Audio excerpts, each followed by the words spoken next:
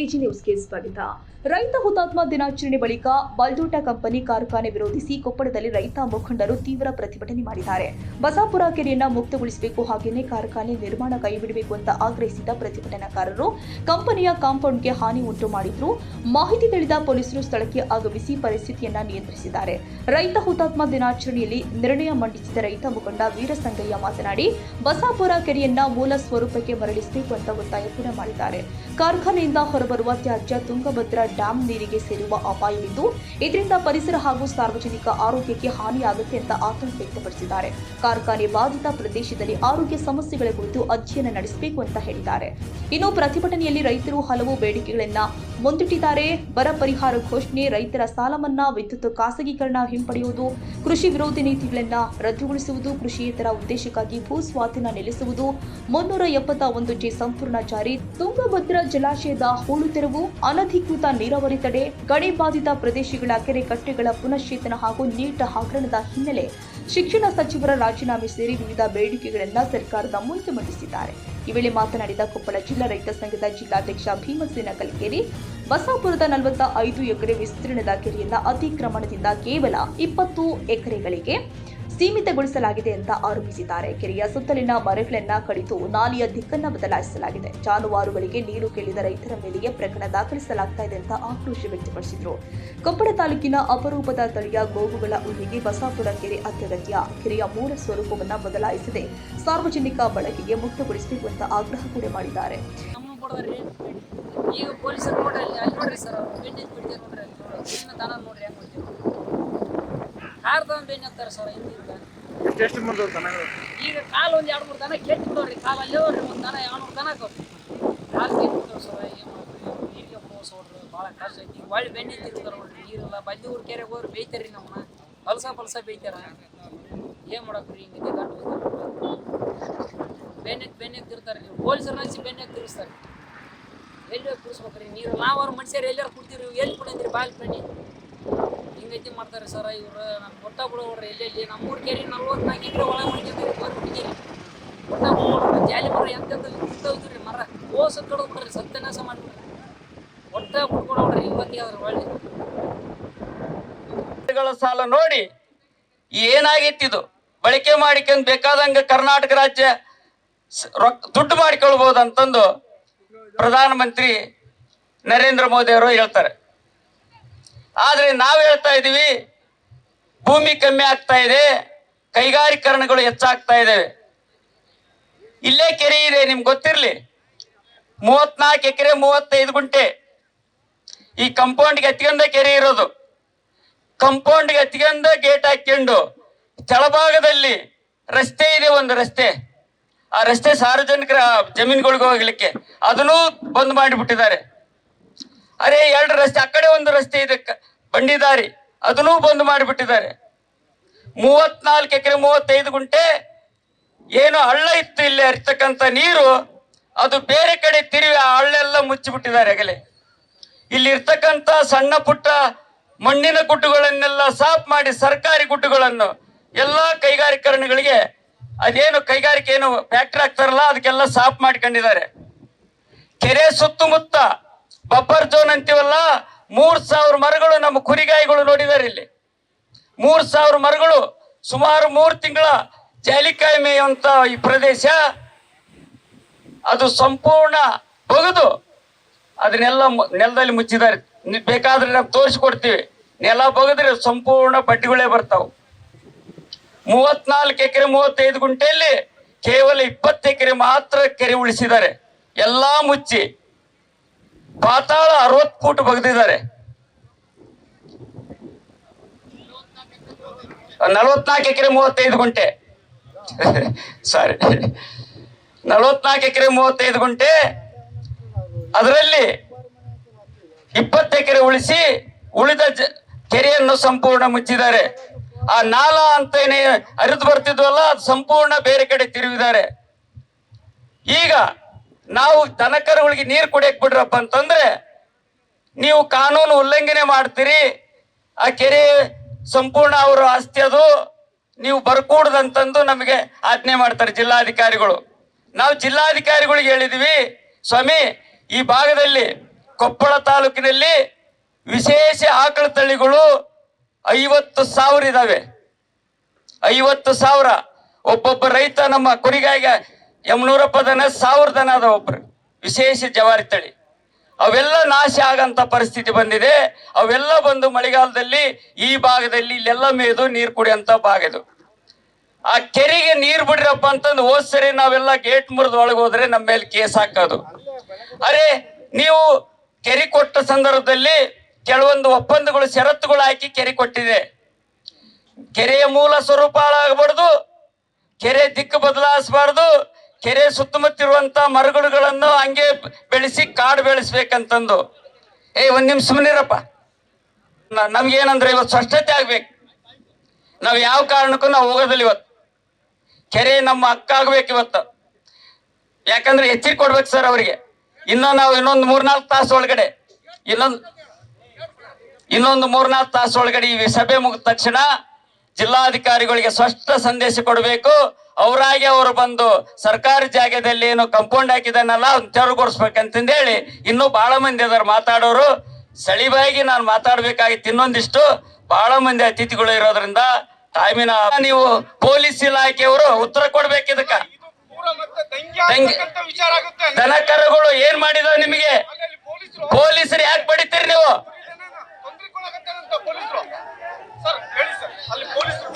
ಯಾರು ಗೊಂದಲಕ್ಕಾಗ್ಬೇಡಿ, ಯಾರು ಹೇಳ್ಬೇಡ್ರಿ. ನಾವು ಪೊಲೀಸ್ನವ್ರಿಗೆ ಹೇಳ್ಬೇಕು, ಯಾವ ರೀತಿ ಹೇಳ್ಬೇಕು ಅದೇ ರೀತಿ ಹೇಳ್ಬೇಕು. ಸ್ವಲ್ಪ ಇರಿ, ದಯವಿಟ್ಟು ಪ್ಲೀಸ್ ಕೂತ್ಕೊಳ್ರಿ. ಬನ್ನಿ, ನೀವು ಕೂತ್ಕೊಳ್ಳಿ, ಮೇಲೆ ಕೂತ್ಕೊಳ್ಳಿ. ಮೇಲೆ ಕೂಡ್ಸ್ರಿ. ಅವ್ರ ಮೇಲೆ ಅವ್ರ ಲೀಡರ್ ಬಿಡ್ರಿ, ಮೇಲೆ ಕೂತ್ಕೊಳ್ರಿ. ಯಾರು ಪೊಲೀಸ್ನವರು ಸ್ವಲ್ಪ ನಮ್ಮವರು ಆರೋಪ ಮಾಡ್ತಾ ಇದಾರೆ, ಅದು ನೋಡ್ಬೇಕು. ಅದು ಯಾವುದೇ ಕಾರಣಕ್ಕೂ ತಪ್ಪು ಮಾಡಬಾರ್ದು. ಪೊಲೀಸ್ನವರು ಎಲ್ಲವನ್ನು ಶಾಂತಿಯುತವಾಗಿ ಕಾರ್ಯಕ್ರಮ ನಡೆಸ್ಕೊಳಕ್ ಸಹಕರಿಸ್ಬೇಕು. ಯಾವುದೇ ರೀತಿ ಸಣ್ಣ ಒಂದು ತಪ್ಪುಗಳು ನಿಮ್ಮಿಂದ ಆಗ್ಬಾರ್ದು. ಕುತ್ಕೊಳ್ರಿ, ಒಂದ್ಸರಿ ಹೇಳ್ಬೇಕು. ಕುತ್ಕೋಬೇಕಿದು ಸಭೆ, ಇದು ಕುತ್ಕೊಂಡು ಬನ್ನಿ, ಕುತ್ಕೊಳ್ರಿ. ಕಾಣಿಸುತ್ತೋ ಅಲ್ಲೆಲ್ಲ ಸರ್ಕಾರ ಕಾನೂನಿನ ಒಂದು ಸುಳ್ಳು ಕಾನೂನುಗಳ ಮೂಲಕ ಇವತ್ತು ಒತ್ತುವರಿ ಮಾಡ್ತಾ ಇದೆ, ರೈತರನ್ನ ಒಕ್ಕಲೆಬ್ಬಿಸ್ತಾ ಇದೆ, ಸ್ವಾಧೀನ ಮಾಡ್ಕೊಳ್ತಾ ಇದೆ.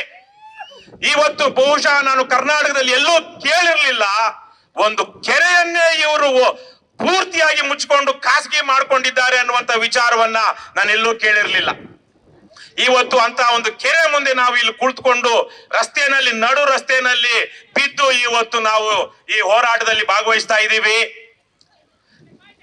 ಕರ್ನಾಟಕ ರಾಷ್ಟ್ರ ಸಮಿತಿ ಪಕ್ಷ ಇಂತಹ ಸಾರ್ವಜನಿಕ ಸ್ವತ್ತುಗಳನ್ನ, ಊರಿನ ಕೆರೆಗಳನ್ನ ಭೂ ಕಳ್ಳರಿಂದ, ಇಂತಹ ಬಲ್ಡೋಟಾದಂತಹ ಭೂಗಳ್ಳರಿಂದ ವಶಪಡಿಸಿಕೊಳ್ಳೋದಿಕ್ಕೆ ಯಾವೆಲ್ಲ ಹೋರಾಟ ಮಾಡ್ತಾರೋ ಆ ಎಲ್ಲ ಹೋರಾಟದಲ್ಲಿ ಇರುತ್ತೆ ಅಂತ ಈ ಸಂದರ್ಭದಲ್ಲಿ ನಾನು ನಿಮ್ಗೆ ವಾಗ್ದಾನ ಮಾಡ್ತಾ ಇದ್ದೀನಿ.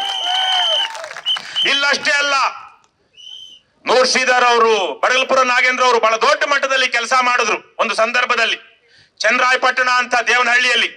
ಆ ಹೋರಾಟದಲ್ಲೂ ಸಹ ನಾವು ಆರಂಭದಿಂದ ಜೊತೆಗಿದ್ವಿ.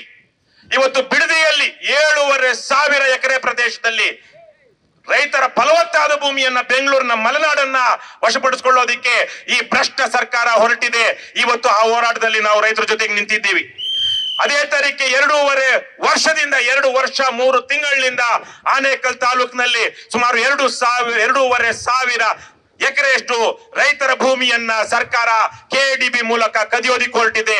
ಅದರ ಪರವಾಗಿ ನಾವು ಅದರ ವಿರುದ್ಧವಾಗಿ ರೈತರ ಪರವಾಗಿ ಹೋರಾಟ ಮಾಡ್ತಾ ಇದೀವಿ. ಬೆಂಗಳೂರಿನ ಸುತ್ತಮುತ್ತ ಜಂಗಮಕೋಟೆಯಲ್ಲಿ, ದೊಡ್ಡ ಬೆಳವಂಗಲದಲ್ಲಿ ಇವತ್ತು ಹೋರಾಟ ನಡೀತಾ ಇದೆ. ಅಲ್ಲೂ ಸಹ ನಾವು ರೈತರ ಪರವಾಗಿ ಹೋರಾಟ ಮಾಡ್ತಾ ಇದೀವಿ. ಇಲ್ಲಿ ನಮ್ಮ ಕಣ್ಮುಂದೆ ಬಹಳ ದೊಡ್ಡ ಮಟ್ಟದ ಅನ್ಯಾಯ ಆಗಿದೆ ಕೊಪ್ಪಳದ ಜನತೆಗೆ, ಕೊಪ್ಪಳದ ಸುತ್ತಮುತ್ತಲ ಇರುವಂತಹ ರೈತರಿಗೆ. ಇಲ್ಲಿ ಬರುವಂತಹ ಹಾರು ಬೂದಿ ಏನಿದೆ, ಆ ಫ್ಲೈ ಹ್ಯಾಶ್, ಅದು ಮನುಷ್ಯರನ್ನಷ್ಟೇ ಅಲ್ಲ, ಪ್ರಾಣಿ ಪಕ್ಷಿ ಕ್ರಿಮಿ ಕೀಟಗಳನ್ನು ಸಹ ದುರ್ಬಲ ಮಾಡುತ್ತೆ. ಅಲ್ಲಿ ಪರಾಗ ಸ್ಪರ್ಶ ಆಗೋದಿಲ್ಲ, ರೈತರು ಬೆಳೆದಂತ ಬೆಳೆ ಸರಿಯಾಗಿ ಫಲ ಕೊಡೋದಿಲ್ಲ. ಇವತ್ತು ಈ ಭಾಗದಲ್ಲಿ ಸಾವಿರಾರು ರೈತರು ನರಳ್ತಾ ಇದ್ದಾರೆ. ಆ ಪತ್ರದಲ್ಲಿ, ಇಲ್ಲಿ ಬಂದಿರುವಂತ ಕರಪತ್ರದಲ್ಲಿ ಹೇಳ್ತಾರೆ, ಎಷ್ಟೋ ಜನರಿಗೆ ಕ್ಯಾನ್ಸರ್ ಬಂದಿದೆ, ರೋಗ ರುಜಿನಗಳು ಹರಡಿದೆ. ಆದರೆ ಇಂತಹ ಪರಿಸರ ವಿರೋಧಿಯಾದಂತಹ, ರೈತ ವಿರೋಧಿಯಾದಂತಹ, ಜನ ವಿರೋಧಿಯಾದಂತಹ ಕಾರ್ಖಾನೆಗಳನ್ನ ಮುಚ್ಚಿ ಜನರ ಬದುಕನ್ನ ಕಟ್ಟೋ ಕಡೆಗೆ ಸರ್ಕಾರ ಗಮನ ಹರಿಸ್ತಾ ಇಲ್ಲ.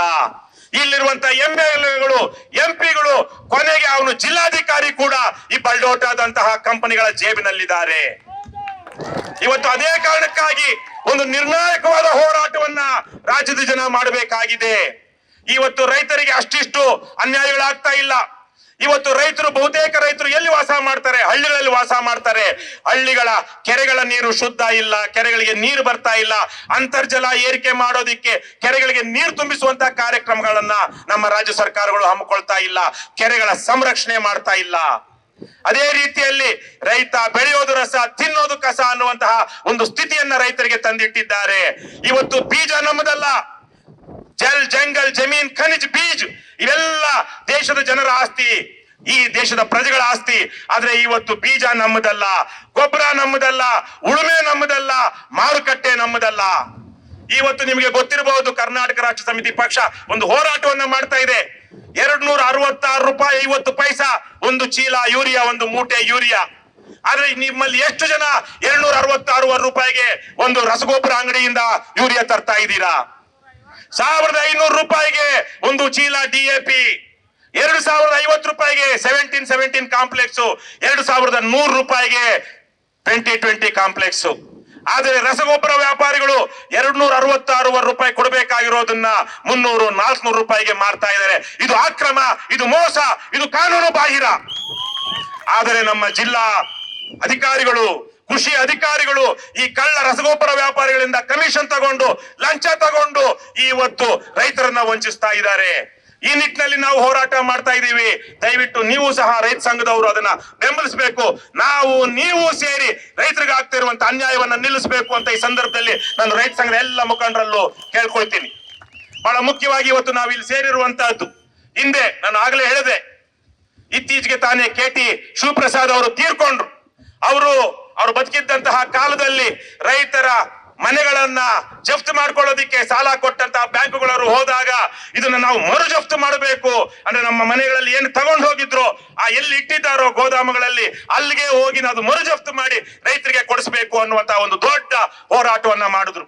ಅವರ ಹೋರಾಟಕ್ಕೆ ನಾವು ಇವತ್ತು ಸಹ ಕೃತಜ್ಞತೆಗಳನ್ನ ಸಲ್ಲಿಸಬೇಕು.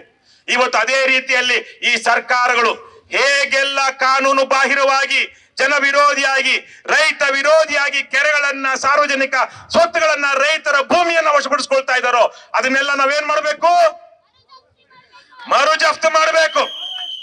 1 ಲಕ್ಷಕ್ಕಿಂತ ಸುಮಾರು 1.5 ಲಕ್ಷ ಎಕರೆಯಷ್ಟು ಸರ್ಕಾರ ಅಷ್ಟು ಎಕರೆಗಳಷ್ಟು ಜಮೀನನ್ನ KIADB ಇಂದ ಒಂದು ಲ್ಯಾಂಡ್ ಬ್ಯಾಂಕ್ ಅಂತ ಇಟ್ಕೊಂಡಿದೆ. ಇವತ್ತು ಅದೆಲ್ಲ ಬಂಜರು ಭೂಮಿ. ಬನ್ನಿ, ಇವತ್ತು ಆ ರೈತರು ಬೆಳೀತಿದ್ದಂತಹ ಭೂಮಿ ಎಲ್ಲ ಇವತ್ತು ಬಂಜರು ಭೂಮಿ, ಬೀಳು ಭೂಮಿ. ಇವತ್ತು ಅಂತಹ ಲ್ಯಾಂಡ್ ಬ್ಯಾಂಕ್ ಅಂತ ಇಟ್ಕೊಂಡಿರುವಂತಹ ಸರ್ಕಾರ ಏನು 5 ವರ್ಷದೊಳಗಡೆ ಕಾರ್ಖಾನೆಗಳನ್ನ ಮಾಡ್ಲಿಲ್ಲ ಅಂದ್ರೆ ಆ ಜಮೀನುಗಳನ್ನ ಮರಳಿ ರೈತರಿಗೆ ಮರಳಿಸಬೇಕು ಅಂತ ಕಾನೂನಿದೆ. ಆದ್ರೆ ಆಗ್ತಾ ಇದೆಯಾ? ಆಗ್ತಾ ಇಲ್ಲ. ಹಾಗಾಗಿ ಇವತ್ತು ಇದೇನು ಸರ್ಕಾರ ಊರಿನ ಕೆರೆ, ಜನರ ಕೆರೆ, ಸಾರ್ವಜನಿಕರ ಕೆರೆ, ಅದಕ್ಕೆ ಬೇಲಿ ಹಾಕೋದಿಕ್ಕೆ ಅವಕಾಶ ಮಾಡಿಕೊಟ್ಟಿದೆ.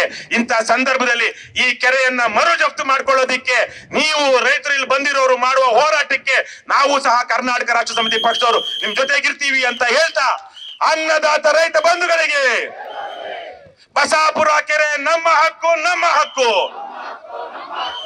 ಈ ಬಸಾಪುರ ಕೆರೆ ನಮ್ಮದು, ನಮ್ಮದು. ಬಂಧುಗಳೇ, ನಾವೆಲ್ಲರೂ ಈ ಹೋರಾಟದಲ್ಲಿ ಶಾಂತಿಯುತವಾಗಿ ಪಾಲ್ಗೊಂಡು ಇವತ್ತೇ ಸಾಧ್ಯ ಆದ್ರೆ ಆ ಕೆರೆಯನ್ನ ನಮ್ಮ ವಶಪಡಿಸಿಕೊಳ್ಳೋಣ, ಜನರಿಗೆ ಬಿಡೋಣ ಅಂತ ಕೇಳ್ಕೊಳ್ತಾ, ಭಾಗ್ಯನಗರದ 1.5 ಲಕ್ಷ ಜನರ ಜೀವಕ್ಕೆ ಕಂಟಕವಾಗಿರುವ 54,000 ಕೋಟಿ ರೂಪಾಯಿ ವೆಚ್ಚದಲ್ಲಿ ವಿಸ್ತರಣೆಯಾದ ಕೊಪ್ಪಳದ ಸಮೀಪ 27 ಬಗೆಯ ಕೊಳವೆಗಳು ಬಂದು ಕೊಪ್ಪಳ ನಗರ ಸರ್ವನಾಶವಾಗುತ್ತದೆ. ಈಗಲೇ ಕೊಪ್ಪಳ ತಾಲೂಕಿನಲ್ಲಿ 22 ಗ್ರಾಮಗಳ ಕೃಷಿ ಸಂಪೂರ್ಣ ನಾಶವಾಗಿದೆ. ಜನ ಅಸ್ತಮಾ, TB, ಕ್ಯಾನ್ಸರ್, ಹೃದಯ ರೋಗ, ಚರ್ಮ ರೋಗದಿಂದ ಬಳಲ್ತಾ ಇದ್ದಾರೆ. MSLP ಮಾತ್ರ ಅಲ್ಲ, ಅನೇಕ ಬಲ್ಡೋಟಾ ಕಂಪನಿ ಯಾವುದೇ ಇರಲಿ ಇವುಗಳನ್ನೆಲ್ಲ ಸ್ಥಳಾಂತರ ಮಾಡಬೇಕು ಅನ್ನೋದು ಮೊದಲನೇದು. ಎರಡನೇದು, ಬಸಾಪುರ ಗ್ರಾಮದ ಸಮುದಾಯದ ಸ್ವತ್ತಾಗಿರುವ 44 ಎಕರೆ 35 ಗುಂಟೆ ಕೆರೆಯನ್ನು 2007ರಲ್ಲಿ ಬಲ್ಡೋಟ್ ಕಂಪನಿ 33 ಲಕ್ಷಕ್ಕೆ ಕಾನೂನು ಬಾಹಿರವಾಗಿ ಮಂಜೂರು ಮಾಡಿಸಿಕೊಂಡಿದೆ. ಹೈಕೋರ್ಟ್ ಆದೇಶದಂತೆ ಜಾನುವಾರುಗಳು ಉಪಯೋಗಕ್ಕೆ ಈ ಕೂಡಲೇ ಕೆರೆಯನ್ನು ಮುಕ್ತವಾಗಿಡಬೇಕೆಂದು ಒತ್ತಾಯಿಸುತ್ತೇವೆ. ಮೂರನೇದು, ಕಾರ್ಖಾನೆಗಳು ಸಂಸ್ಕರಿಸಿದ ಮಾಲಿನ್ಯ ನೀರನ್ನು ನೇರವಾಗಿ ತುಂಗಭದ್ರಾ ನದಿ ಅಣೆಕಟ್ಟಿಗೆ ಬಿಡುತ್ತಿರುವುದರಿಂದ ಲಕ್ಷಾಂತರ ಜನರ ಆರೋಗ್ಯ ಹದಗೆಡುತ್ತದೆ. ಸರ್ಕಾರ ಇದರ ಮೇಲೆ ಕಟ್ಟುನಿಟ್ಟಿನ ಕ್ರಮ ಮುಂದಾಗಬೇಕೆಂದು ಸಮಾವೇಶ ಒತ್ತಾಯಿಸುತ್ತದೆ. ನಾಲ್ಕನೇದು, ಕಾರ್ಖಾನೆಗಳಿಗೆ ಮಿತಿಯಿಲ್ಲದ ನೀರು ಕೊಡುತ್ತಿರುವುದರಿಂದ ತುಂಗಭದ್ರಾ ಜಲಾಶಯದ ನೀರು ಕೃಷಿಗೆ ಕೊರತೆಯಾಗುತ್ತಿದೆ. ಕಾರ್ಖಾನೆಗಳಿಗೆ ಅತಿ ಹೆಚ್ಚು ನೀರು ಕೊಡುವುದು ನಿಲ್ಲಿಸಬೇಕು. ಐದನೇದು, ಕೇಂದ್ರ ಪರಿಸರ ಇಲಾಖೆ ಶಿಫಾರಸಿನಂತೆ ಹಿರೇಬಗನಾಳ್, ಆಲವರ್ತಿ, ಆಲನಗರ, ಕಾಸಿನಕಂಡಿ, ಕುಣಿಕೇರಿ ಸುತ್ತಲಿನ ಮಾಲಿನ್ಯ ಕಾರ್ಖಾನೆ ನಿರ್ಜನ ಪ್ರದೇಶಕ್ಕೆ ಸ್ಥಳಾಂತರ ಮಾಡಬೇಕು. ಐದನೇದು, ಅಂತರ್ಜಲ ವಿಷಗೊಳಿಸುವ ಕೆಮಿಕಲ್ಸ್, ಆಸಿಡ್, ಕ್ರಿಮಿನಾಶಕ, ಗೊಬ್ಬರ, ಸುಣ್ಣ, ಸಿಮೆಂಟ್ ತಯಾರಿಸುವ ಘಟಕಗಳನ್ನು ಮುಚ್ಚಬೇಕು. ಏಳನೇದು, ರಾಜ್ಯದ 157 ತಾಲೂಕಿನಲ್ಲಿ ಬರ ಉದ್ಭವವಾಗಿದ್ದು ತೆಂಗು, ಅಡಿಕೆ, ಕಾಫಿ, ಕಬ್ಬು, ಜೋಳ, ಬಾಳೆ ಎಲ್ಲ ಫಸಲುಗಳು ಒಣಗಿ ಹೋಗಿ ರೈತ ಸಮುದಾಯ ಅತ್ಯಂತ ಸಂಕಷ್ಟಕ್ಕೆ ಒಳಗಾಗಿದ್ದು ಬರವನ್ನು ಎದುರಿಸಲು ರಾಜ್ಯ ಮತ್ತು ಕೇಂದ್ರ ಸರ್ಕಾರಗಳು ಸಮರೋಪಾದಿಯಾಗಿ ಕ್ರಮಗಳನ್ನು ರೂಪಿಸಬೇಕು.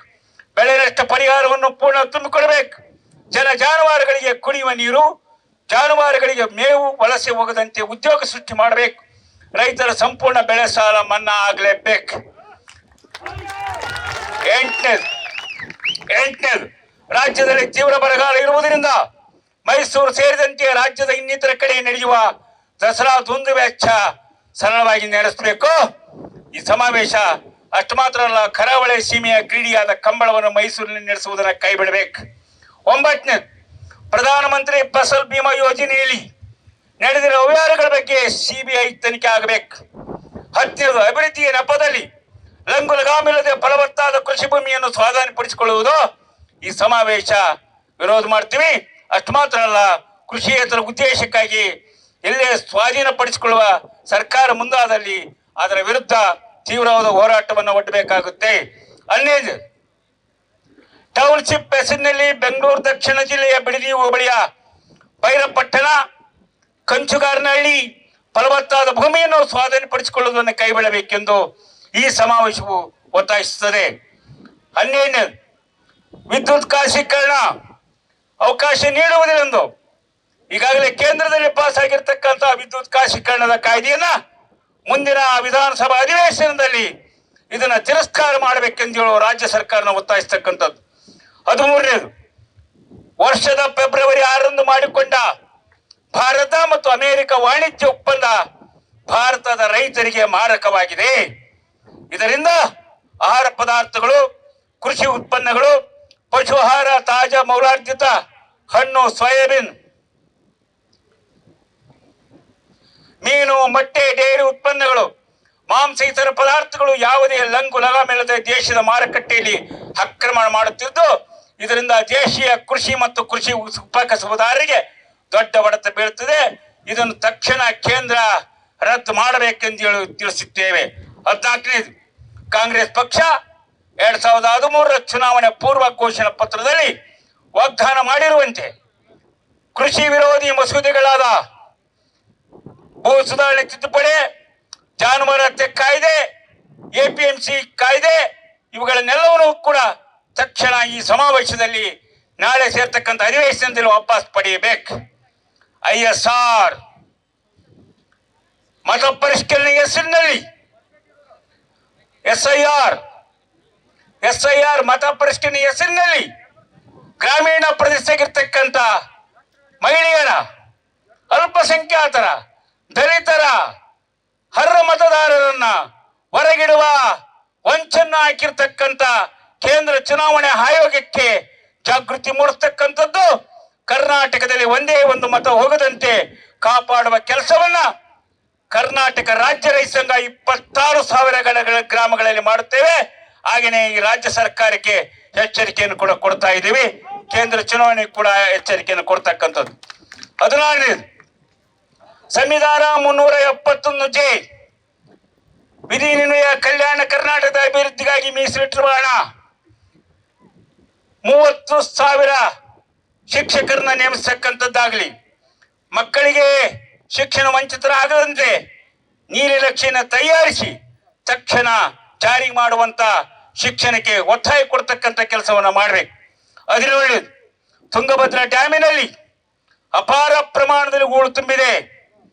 ಆ ಹೂಳನ್ನು ತೆಗೆಸಲಿಕ್ಕೆ ಬೇಕಾದಂತ ಕಾರ್ಯಕ್ರಮ ರೂಪದಲ್ಲಿ ತುಂಗಭದ್ರಾ ಎಡದಂಡೆಯ ಕಾಲುವೆಯ ವಡ್ರಟ್ಟಿ, ಗಂಗಾವತಿ, ಕಾರಟಗಿ, ತುರುವಿನಾಳ್ ಭಾಗದಲ್ಲಿ ಸುಮಾರು 2 ಲಕ್ಷ ಎಕರೆ ಅನಧಿಕೃತವಾಗಿ ಮುಖ್ಯ ಕಾಲುವೆಯಿಂದ ನೀರು ಪಡೆದು ಕೃಷಿ ಮಾಡುತ್ತಿದ್ದಾರೆ. ಇದರಿಂದ ಮಾನ್ವಿ, ಶಿರಾವರ, ರಾಯಚೂರು ತಾಲೂಕುಗಳಿಗೆ ನೀರಿನ ಕೊರತೆ ಉಂಟಾಗಿದೆ. ಅನಧಿಕೃತ ನೀರಾವರಿಗಳನ್ನ ತಕ್ಷಣ ರದ್ದುಗೊಳಿಸಬೇಕು. 18ನೇದು, ಬಳ್ಳಾರಿಯಲ್ಲಿ ರೈತರ ಪಟ್ಟಭೂಮಿಯನ್ನು ಖರಾಬ್ ಎಂದು ನಮೂದಿಸುವುದು ಈ ಸಮಾವೇಶ ಖಂಡಿಸುತ್ತದೆ. ಖರಾಬನ್ನು ತಕ್ಷಣ ರದ್ದು ಮಾಡಿ ಆರ್ಟಿಸಿಯಿಂದ ತೆಗೆಯಬೇಕು. 19ನೇದು, ಕಬ್ಬು ಬೆಳೆಗಾರರು ಮತ್ತು ಸಕ್ಕರೆ ಕಾರ್ಖಾನೆಗಳ ಹಿತದೃಷ್ಟಿಯಿಂದ ಕೇಂದ್ರ ಸರ್ಕಾರ ನೀತಿಗಳನ್ನ ಮಾರ್ಪಾಡು ಮಾಡಬೇಕು ಎಂದು ಈ ಸಮಾವೇಶ ಒತ್ತಾಯಿಸುತ್ತದೆ. ಕಬ್ಬಿಗೆ 9.5 ಇಳುವರಿಯಿಂದ ಆಧಾರವಾಗಿಟ್ಟುಕೊಂಡು ರೇಟ್ ಅನ್ನು ಫಿಕ್ಸ್ ಮಾಡಬೇಕೆಂದು ಒತ್ತಾಯಿಸುತ್ತೇವೆ. 20ನೇದು, ಗಡಿಬಾಧಿತ ಜಿಲ್ಲೆಗಳಾದ ಬಳ್ಳಾರಿ, ಚಿತ್ರದುರ್ಗ, ವಿಜಯನಗರ, ತುಮಕೂರು ಎಲ್ಲ ಜಿಲ್ಲೆಗಳಲ್ಲಿ ಕೆರೆಕಟ್ಟೆಗಳನ್ನು, ಅರಣ್ಯ ಪರಿಸರವನ್ನು ಪುನಶ್ಚೇತಗೊಳಿಸಲು ಈಗಾಗಲೇ KLERCಯ ಮೂಲಕ ಮೀಸಲಿಟ್ಟಿರುವ ಹಣವನ್ನು ಬೇರೆಗಡೆ ಕಳಿಸಿ ಪುನಶ್ಚೇತನಗೊಳಿಸಬೇಕು. 21ನೇದು, ನೀಟ್ ಹಗರಣ ಸಂಬಂಧ ಕೇಂದ್ರ ಶಿಕ್ಷಣ ಮಂತ್ರಿ ರಾಜೀನಾಮೆ ಕೊಡಬೇಕು. ಈಗಾಗಲೇ ಸೋನಂ ಅಪ್ಚುಪ್ಪರ್ ನಡೆಸಿರುವ ಸತ್ಯಾಗ್ರಹ, ನಿನ್ನೆ ನಡೆದಿರ್ತಕ್ಕಂಥ ಸಮಗ್ರ ಡೆಲ್ಲಿಯ ಹೋರಾಟಕ್ಕೆ ಸಂಪೂರ್ಣವಾಗಿ ಈ ಸಮಾವೇಶ ಬೆಂಬಲ ವ್ಯಕ್ತಪಡಿಸೋದು ಮಾತ್ರ ಅಲ್ಲ, ಕೇಂದ್ರ ಸರ್ಕಾರ ಸರಿಯಾದ ದಾರಿಯಲ್ಲಿ ನಡೆಯಲೇಬೇಕು. ಕೊನೆಗೆ ಶಿಕ್ಷಣ ಮಂತ್ರಿ ಅಲ್ಲ, ಈ ದೇಶದ ಪ್ರಧಾನಮಂತ್ರಿಯು ರಾಜೀನಾಮೆಯನ್ನ ಕೊಡಬೇಕು.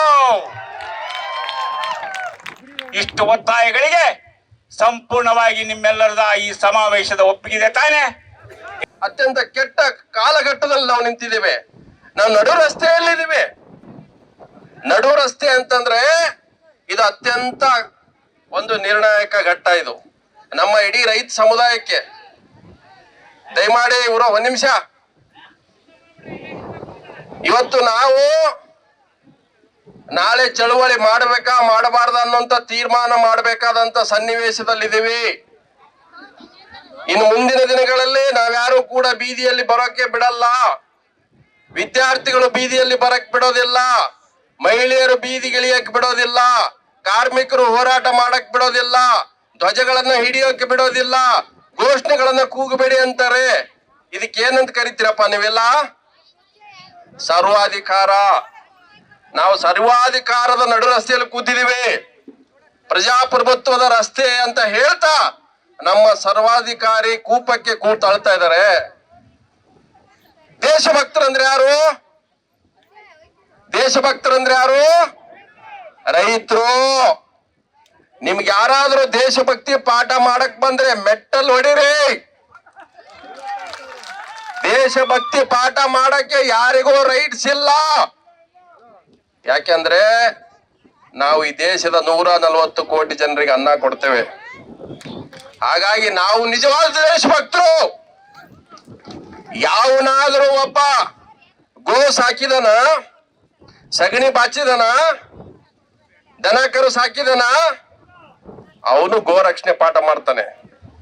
ಅವನಿಗೆ ಹೇಳ್ಬೇಕು, ನೀನ್ ಅಯೋಗ್ಯ, ಸಾಕಪ್ಪ ಒಂದು ಹಸುನ, ಅದ್ರ ಕಷ್ಟ ಸುಖ ನೋಡು, ಗೊತ್ತಾಗತ್ತೆ. ನಮ್ಮ ರೈತ ಗೋವನ್ನ ಬೆಳಿಗ್ಗೆಯಿಂದ ಸಾಯೋವರೆಗೂ ಸಾಯಂಕಾಲವರೆಗೂ ಪೂಜೆ ಮಾಡ್ತಾನೆ. ಯಾರು ಕುಂಕುಮ ಅರಿಶಿನ ಇಡಲ್ಲ. ಅದು ತಂದೆ ತಾಯಿಗಿಂತ ಪ್ರೀತಿಯಿಂದ ನೋಡ್ಕೊಳ್ತಾನೆ. ಇದು ದೇಶಭಕ್ತಿ. ಇವತ್ತು ನಮ್ಮ ರೈತರ ಬೆವರು ಈ ದೇಶದ ಶ್ರಮಿಕ ನಿಜವಾದ ದೇಶಭಕ್ತ. ಇವತ್ತು ಆಟೋ ಓಡಿಸೋನು ನಿಜವಾದ ದೇಶಭಕ್ತ.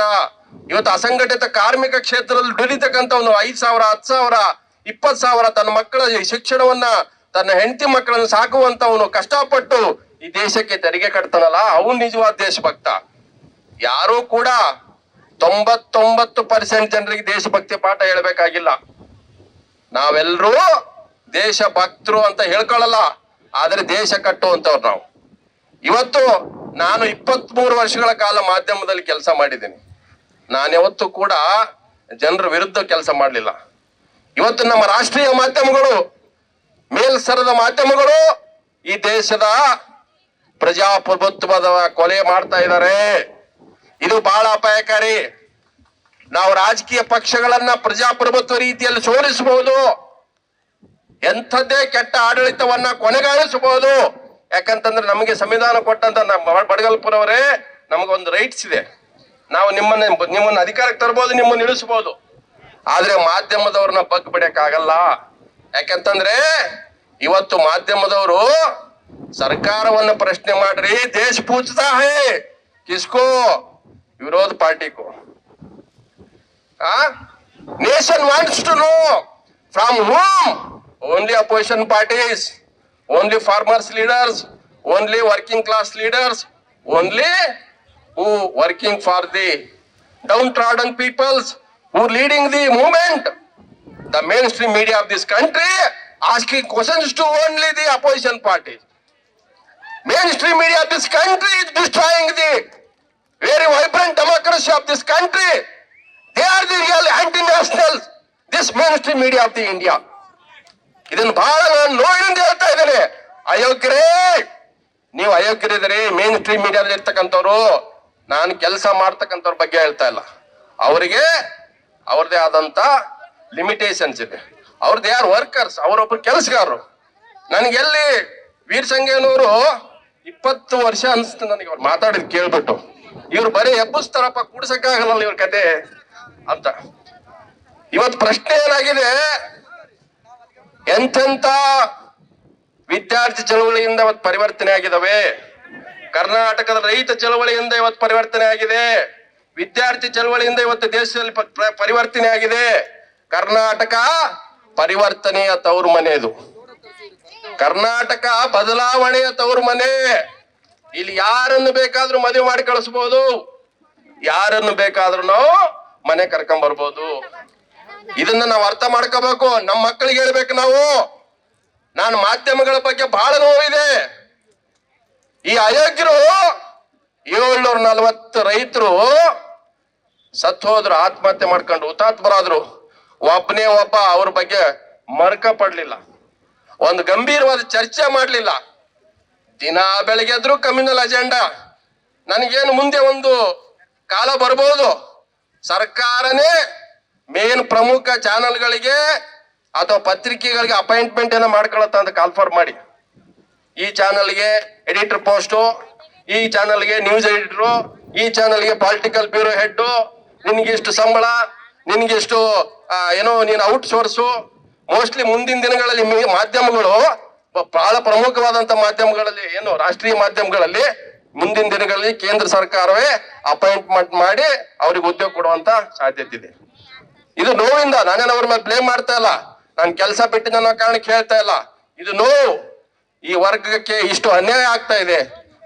ಅದಕ್ಕಾಗಿ ಇವತ್ತು ಬಹಳಷ್ಟು ವಿಷಯಗಳು ಮುಕ್ತವಾಗಿ ಮಾತಾಡಿದ್ದಾರೆ. ನನಗೆ ನಾವು ನಡು ರಸ್ತೆಯಲ್ಲಿದ್ದೀವಿ. ನಡು ರಸ್ತೆಯಲ್ಲಿ ಇರುವಾಗ ನಾವು ಸರಿ ರಸ್ತೆಗೆ ಹೋಗ್ಲೇಬೇಕು. ಈ ಜನಗಳನ್ನ ಕಳ್ಕೊಂಡು ಅದು ಯಾವ ರೀತಿ ಹೋಗ್ಬೇಕನ್ನುವಂಥದ್ದು ಇವತ್ತಿರ್ತಕ್ಕಂಥ ವೇದಿಕೆಯಲ್ಲಿರ್ತಕ್ಕಂಥ ಅತ್ಯಂತ ಅನುಭವಿಗಳಿದ್ದಾರೆ, ಹೋರಾಟಗಾರರಿದ್ದಾರೆ, ತ್ಯಾಗ ಮಾಡಿದ್ದಾರೆ, ಅವರಿಗೆ ದೃಷ್ಟಿಕೋನ ಇದೆ. ಈ ರಾಜ್ಯದಲ್ಲಿ ಒಂದು ಬದಲಾವಣೆಯ ಕಾಲ ಬೀಸ್ತಾ ಇದೆ. ಆ ಗಾಳಿಯಲ್ಲಿ ನಾವೆಲ್ಲರೂ ಒಟ್ಟಾಗೋಣ, ಒಂದು ಆಗೋಣ, ಐಕ್ಯತೆಯಿಂದ ಒಂದಾಗಿ ಹೋರಾಟ ಮಾಡಿದ್ರೆ ಈ ಎಲ್ಲ ಶಕ್ತಿಗಳನ್ನ ಮಣಿಸ್ಬೋದು. ನಮ್ಮ ಆಸ್ತಿ, ನಮ್ಮ ಸಂಪತ್ತು, ನಮ್ಮ ಮಕ್ಕಳ ಭವಿಷ್ಯ, ನಮ್ಮ ನೀರು, ಕೆರೆ ಎಲ್ಲ ಉಳಿಸ್ಬೇಕಾಗಿದೆ. ನಾನು ಒಂದ್ ಮಾತನ್ನ ಹೇಳ್ತೀನಿ. ನಾನು ಲಾಸ್ಟ್ ಟೈಮ್ ಬಂದಾಗಲೂ ಕೂಡ ಹೋರಾಟದಲ್ಲಿ ಹೇಳಿದ್ದೇವೆ. ನಾ ಚಾಮರಾಜ ಮಾಲಿ ಪಾಟೀಲ್ ಸರ್ ಇದ್ರು. ಬುರಿ ಅನ್ನುವಂತ ಒಂದು ಕಮಿಷನ್ UPA ಸರ್ಕಾರದಲ್ಲಿ ಒಂದು ರಿಪೋರ್ಟ್ ಕೊಟ್ಟಿದ್ದಾರೆ. ಜಲ್ ಜಂಗಲ್ ಅವ್ರ ಜಮೀನ್, ಜಲ್ ಜಂಗಲ್ ಅವ್ರ ಜಮೀನ್ ನಮ್ಮ ಸಂಪತ್ತು. ಇವತ್ತು ಜಲ್ ಜಂಗಲ್ ಅವ್ರ ಜಮೀನು ಖಾಸಗಿ ಅವರ ಕೈಗೆ ಸೇರ್ತಾ ಇದೆ. ಇದನ್ನು ಉಳಿಸುವಂತ ಜವಾಬ್ದಾರಿ ನಮ್ಮೆಲ್ಲರ ಮೇಲಿದೆ ಅಂತ ಹೇಳ್ತಾ ನನ್ನ ಮಾತನ್ನು ಮುಗಿಸ್ತೇನೆ. ರೈತರ ಹೋರಾಟಕ್ಕೆ. ಇನ್ನು ಪ್ರತಿಭಟನೆ ವೇಳೆ ರೈತರು ಬಲ್ದೋಟ ಕಂಪನಿಯ ವಿರುದ್ಧ ಘೋಷಣೆಗಳನ್ನ ಕೂಗಿದ್ರು. ಬಳಿಕ ಕೆಲವರು ಕಂಪನಿಯ ಕಾಂಪೌಂಡ್ಗೆ ಹಾನಿ ಉಂಟು ಮಾಡಿದ ಹಿನ್ನೆಲೆ ಪೊಲೀಸರು ಸ್ಥಳಕ್ಕೆ ಆಗಮಿಸಿ ಪರಿಸ್ಥಿತಿಯನ್ನ ನಿಯಂತ್ರಿಸಿದ್ದಾರೆ. Andappa Kolur, Koppal, AG news.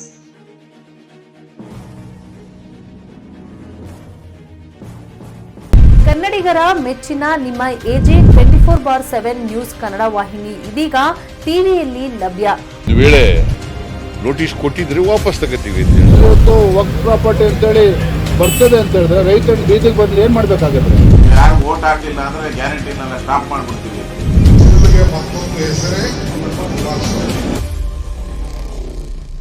ಕರ್ನಾಟಕ ಮತ್ತು ದೇಶ ವಿದೇಶ 360 ಡಿಗ್ರಿ ಸುದ್ದಿ ಹಾಗೂ ಉತ್ತರ ಕರ್ನಾಟಕ, ಬೆಳಗಾವಿ, ಬಾಗಲಕೋಟೆ, ಧಾರವಾಡ, ಹಾವೇರಿ, ಗದಗ, ಬಿಜಾಪುರ ಜಿಲ್ಲೆಯ ಕ್ಷಣ ಕ್ಷಣದ ವಿವರವನ್ನ ಪಡೆಯುವುದಕ್ಕೆ AJ 24/7 ನ್ಯೂಸ್ ಕನ್ನಡ ವಾಹಿನಿಯನ್ನ ಲೈಕ್ ಮಾಡಿ, ವಿಡಿಯೋಗಳನ್ನ ಶೇರ್ ಮಾಡಿ, ಕಮೆಂಟ್ ಮಾಡುವ ಮೂಲಕ ನಮ್ಮ ವಾಹಿನಿಗೆ ಸಹಕಾರ ನೀಡಿ ಮತ್ತು ಚಾನೆಲ್ ಅನ್ನ ಸಬ್ಸ್ಕ್ರೈಬ್ ಮಾಡಿ. ಧನ್ಯವಾದಗಳು.